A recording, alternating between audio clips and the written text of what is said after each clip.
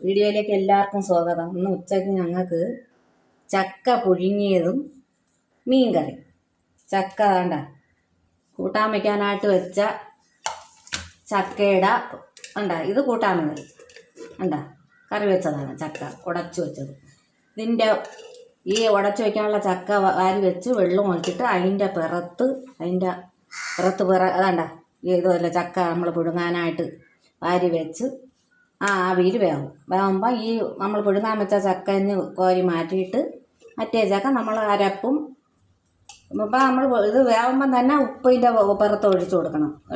ഒഴിക്കുമ്പം ഈ പുഴുങ്ങണ ചക്കയിലും നമുക്ക് ഉപ്പ് കിട്ടും, കറി വയ്ക്കണ ചക്കയിലും കിട്ടും. അപ്പം ഇതന്നെ പുഴുങ്ങാനുള്ളതിന് കോരി മാറ്റിയിട്ട് നമ്മൾ ചക്ക ഉടച്ച് ചോറ്റിൻ്റെ കൂടെ കഴിക്കാനായിട്ട് കഴിക്കും. അങ്ങനെയാണ് ഞാൻ ഇവിടെ ചക്ക മിക്കപ്പോഴും വേവിക്കണം. പിന്നെ നമുക്ക് ചക്കയുടെ കൂടെ പുഴുങ്ങിയ ചക്കയുടെ കൂടെ കഴിക്കാനായിട്ട് നല്ല മീൻ കറി.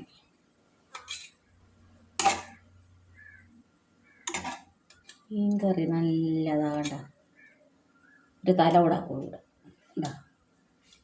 എൻ്റെ കൊച്ചുമോൾക്ക് തല ഭയങ്കര ഇഷ്ടമാണ് കേട്ടാ.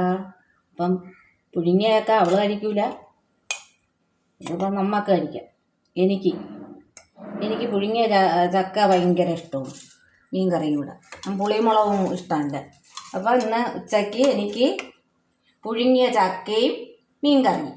അപ്പോൾ ഇന്നത്തെ വീഡിയോ ഇത്രയേ ഉള്ളൂ. അടുത്ത വീഡിയോയിൽ കാണാം. ടാറ്റാ.